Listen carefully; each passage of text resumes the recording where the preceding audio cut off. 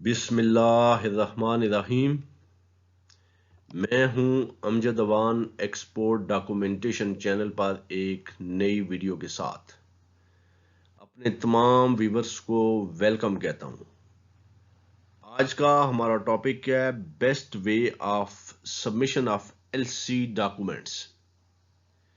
इस टॉपिक के ऊपर डिफरेंट एंगल से मेरी वीडियोस मौजूद हैं, लेकिन ये एक स्पेशल वीडियो मैं इसलिए बना रहा हूँ कि किसी एक दोस्त के साथ प्रॉब्लम आई थी, तो मैंने सोचा कि इसके ऊपर भी एक वीडियो बना दी जाए ताकि दोस्त किसी किस्म की कंफ्यूजन का शिकार ना हो कि जो एलसी के डॉक्यूमेंट हैं वो किस तरह आपने सबमिट कर दें, उसमें बेस्ट वे क्या है जो आपके लिए सेफ हो, जिसमें आपकी पेमेंट सेफ हो।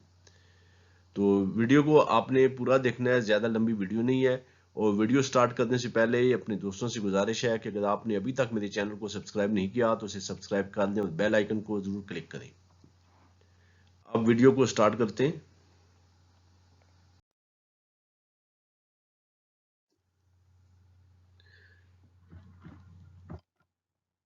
एक्सपोर्ट के जो डॉक्यूमेंट्स आप सबमिट करते हैं, एलसी के डॉक्यूमेंट्स की बात कर रहा हूँ।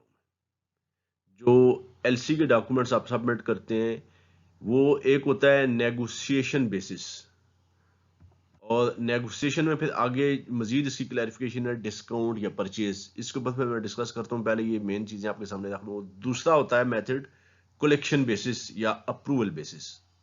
अब नेगोशिएशन के ऊपर आते हैं। पहले एलसी के जो डॉक्यूमेंट आप अपने क्लाइंट को भेजते हैं, अपने बैंक में सबमिट करते हैं, तो आप अपने बैंक से रिक्वेस्ट करते हैं कि डॉक्यूमेंट को नेगोशिएट कर लिया जाए, यानी आप ये डॉक्यूमेंट नेगोशिएशन बेसिस के ऊपर भेज रहे हैं। इसमें होता यह है कि आपका बैंक डिटेल से आपके डॉक्यूमेंट्स को चेक करता है।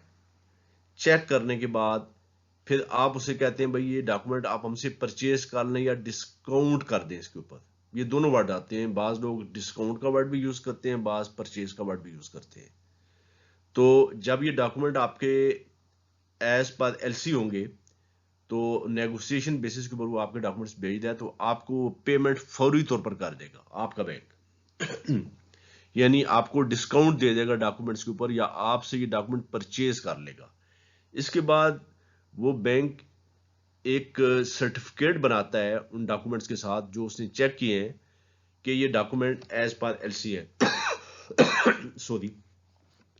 तो एक सर्टिफिकेट बनाता है वो कि डॉक्यूमेंट एज पर एलसी हैं। वो सर्टिफिकेट इन डॉक्यूमेंट्स के साथ इंपोर्टर के बैंक को भेज देता है। इंपोर्टर का बैंक उन डॉक्यूमेंट्स को फिर चेक करता है, और अगर उसमें कोई डिस्क्रिपेंसी उसके यहाँ रेज की जाती है तो वो फिर एक्सपोर्टर के बैंक को या नेगोशिएटिंग बैंक को वो कम्युनिकेट करता है कि ये इनमें डिस्क्रिपेंसी है। अब चूंकि आपके बैंक ने, जो एक्सपोर्टर का बैंक है, उसने वो डॉक्यूमेंट्स को चेक किया होता है, एक सर्टिफिकेट इशू किया होता है, तो फिर वो उस बैंक को रिप्लाई करता है अपने उस सर्टिफिकेट की बिना पर कि भाई ये इसमें उसका मतलब जो भी उसका क्वेश्चन होगा, जो उसने रिफ्यूजल लेटर में जो भी डिस्क्रिपेंसी रेज की होगी, तो उसका उसका रिप्लाई करेगा उसको आर्गुमेंट के साथ। तो यानी आपका बैंक एलसी ओपनिंग बैंक से के साथ जो है एक तरह की फाइट करेगा, लीगल फाइट करेगा। तो ये हो गए नेगोशिएशन के डॉक्यूमेंट।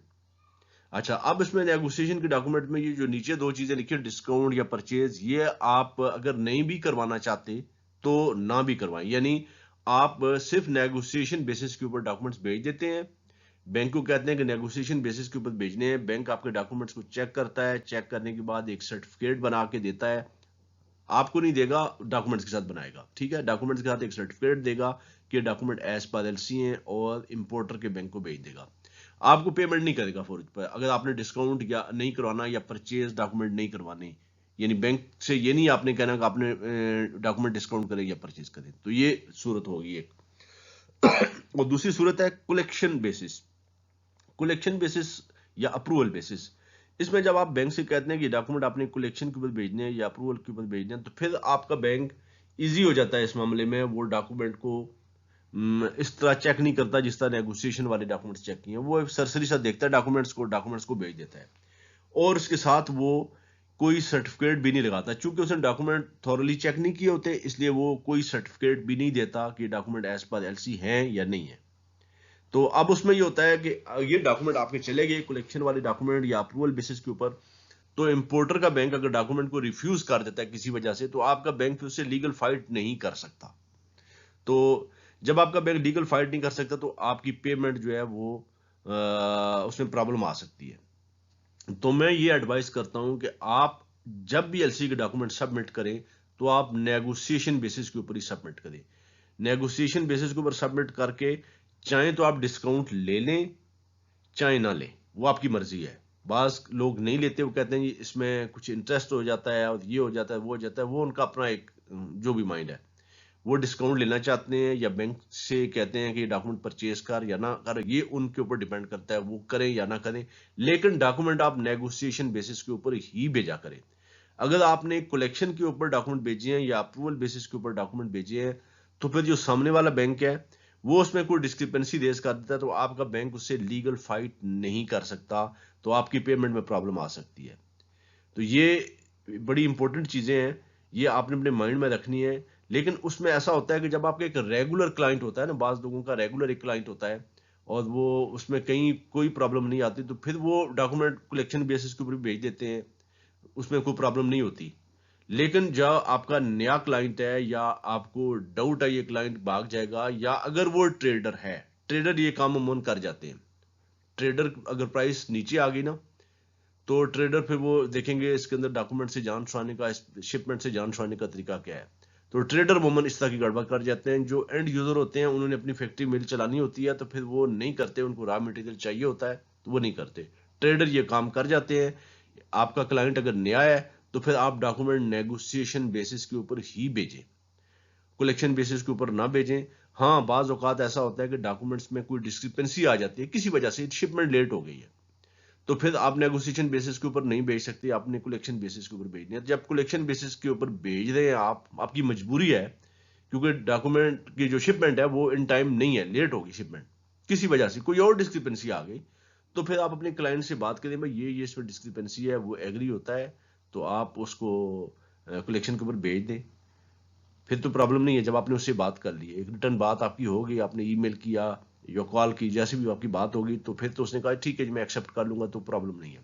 लेकिन जब ये बात नहीं होती, नया क्लाइंट है, तो फिर आप कोशिश करें कि उसको नेगोशिएशन के ऊपर भेजिए ताकि आपकी पेमेंट सेफ रहे। उम्मीद है ये चीज़ क्लियर होगी।